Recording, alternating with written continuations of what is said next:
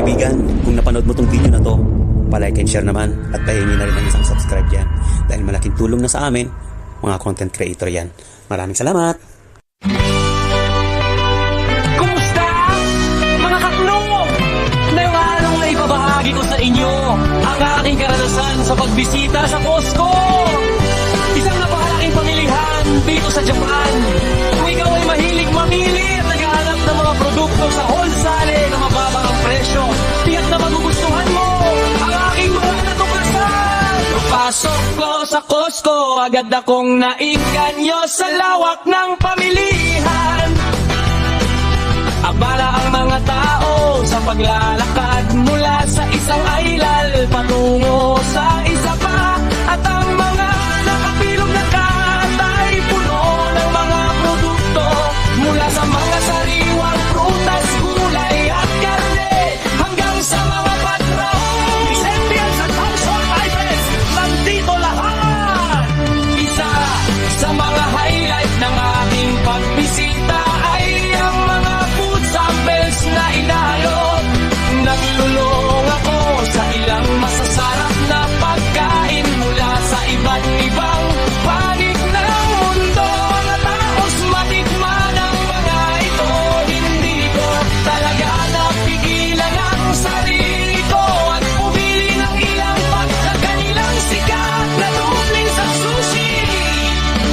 Ang mga presyo ay talagang nakakamangha, mura kumpara sa ibang tindahan. Kaya na presyo! Ang Costco ay kilala hindi lang sa laki nito, kundi sa mga wholesale prices din.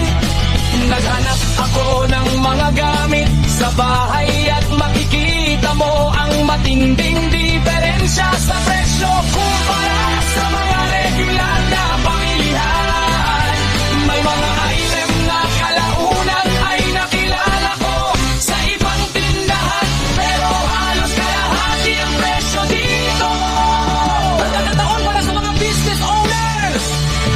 Kung ikaw naman ay isang nagtatanim ng negosyo, napakamagandang pagkakataon nito para sa iyo. Ang Costco ay nag-aalok ng mga bulk discounts, kaya't siguradong makatitipid ka sa mabibiling produkto para sa iyong tindahan o restaurant. May mga items din na eksklusibo sa Costco na tiyak na magugustuhan ng iyong mga customer.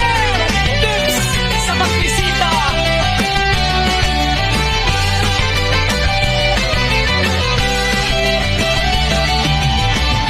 Sa pagbisita, kinakailan ng membership card. Kinakailangan na magkaroon ng membership para makapasok dito. Mas mabuti na rin kung mag-register online para maging mabilis ang proseso. Planuhin ang iyong shopping list dahil sa dami ng mga produkto. Mas makabubuti kung may listahan ka para hindi ka maligaw at makapag-concentrate sa mga kailangan mo.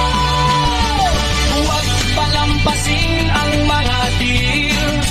Laging may mga promos at discounts, kaya siguraduhin tingnan ang kanilang mga flyers o online updates. Sa patatapos sa totoong buhay, ang Costco ay isang pamilihan na puno ng pagkakataon para sa mga sino mang mahilig mamili. Make sure to hit that subscribe button down below and turn on notifications so you never miss out on any of our exciting new videos. Keep on